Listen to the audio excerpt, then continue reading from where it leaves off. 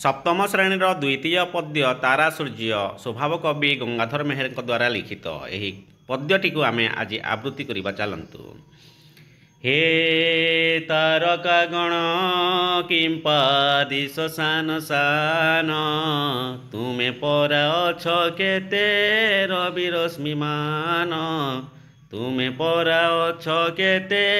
रवि रश्मिमान दिवसे न दिशि किंपा रजनी दिश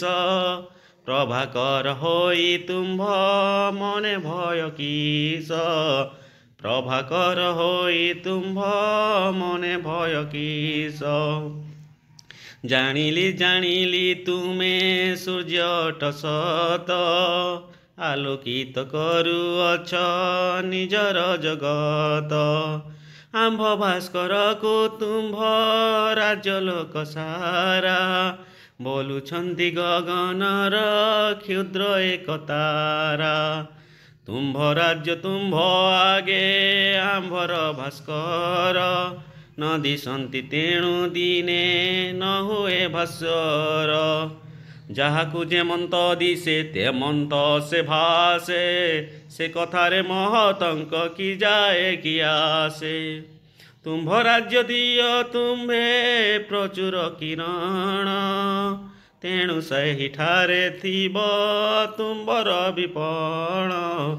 ତେଣୁ ସେହିଠାରେ ଥିବ ତୁମ୍ଭର ବିପଣ आंभ राज्य आंभर भी करे तम क्षय